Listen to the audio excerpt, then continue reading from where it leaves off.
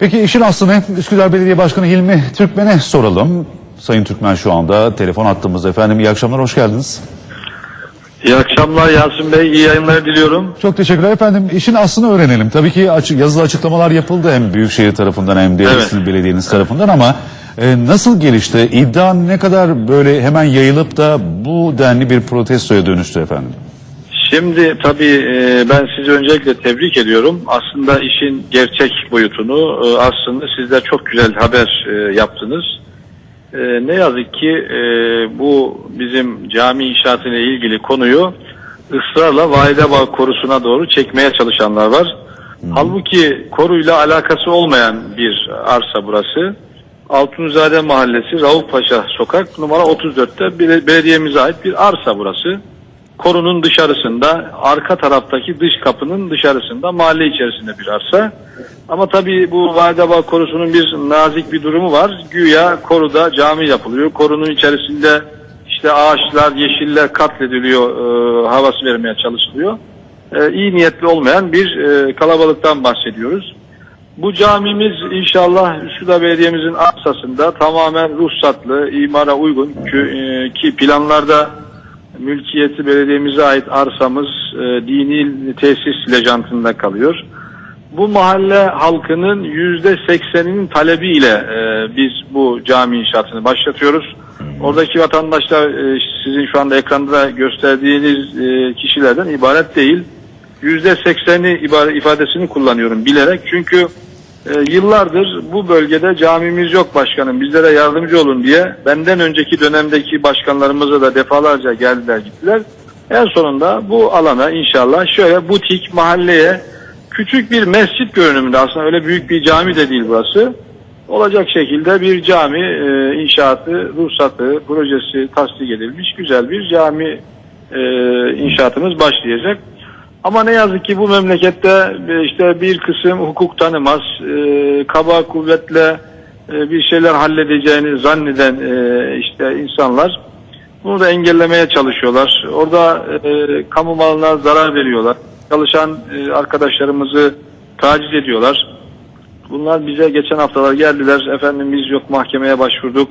Mahkemeden karar getireceğiz, bekleyin. Ya bizim bütün işlemlerimiz yargı denetimine tabi. Sonuçta aksine bir karar çıkmadıkça bizim işimiz yürüyecektir dedik ama işte gördüğünüz gibi protesto ediyorlar ama yapacak bir şey yok. İnşallah mahallemize, Altunizade mahallemize çok güzel bir cami yapmış olacağız. Oradaki herkesin istifadesine sunulacak bir kamu hizmetidir bu. Evet. Bunu engellemeye çalışanlar bunun hesabını yargı önünde verecektir tabii ki. Yoksa bizim kaba kuvvetle ya da yasalara aykırı, hukuki bir takım gerekçesi olmayan işlerimiz asla olmaz. İnşallah en kısa zamanda da bu camiyi yapıp hedefimiz önümüzdeki Ramazan ayına camiyi yetiştirmek olacaktır. Bu camiyi onu da ifade edeyim Yasin Bey.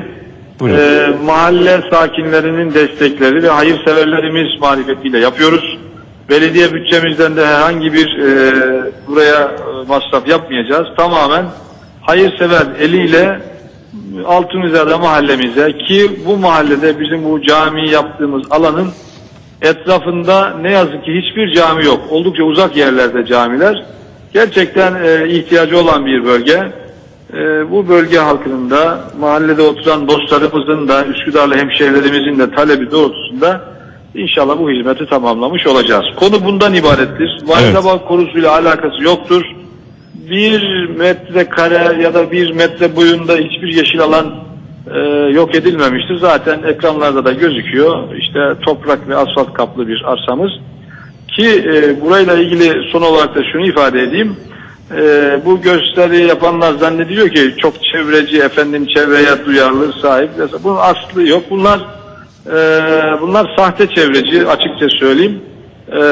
Efendim biz camiye karşı değiliz. Neye karşısınız? Biz yapıya karşıyız. Sizin eviniz de bir yapı sonuçta. Bak sizin orada binalarınız var. Milyon dolarlık bir dairede oturuyorlar. Ama mahalleye ufak bir butik camiyi çok görüyor bunlar. Biz bunlara pabuç bırakmayız. İşimizi yasalar uygun yaptığımız müddetçe sonuna kadar gideceğiz. Ve de özellikle altını çizerek söyleyeyim, bizleri ekranlar başında dinleyenler, izleyenler var. Kimse tahriklere kapılmasın. Bu memlekette kimse sokağa dökülerek bir sonuç alacağını zannetmesin. Burası hukuk devletidir. Her türlü işlemlerimiz yargı denetimine tabidir. Şunu da söylüyorum ki Türkiye'de çoğu camiler ruhsatsızdır ama biz burada tamamen projesi tasdik edilmiş ruhsatlı bir cami inşaatına başlıyoruz. İnşallah güzel bir cami olarak da mahalle halkımıza hizmetine sunmuş olacağız. Teşekkürler Sayın Türkmen. Kolaylıklar diliyoruz efendim. Ben teşekkür ediyorum. Buradan saygıyla selamlıyorum. İyi akşamlar diliyorum. İyi akşamlar efendim.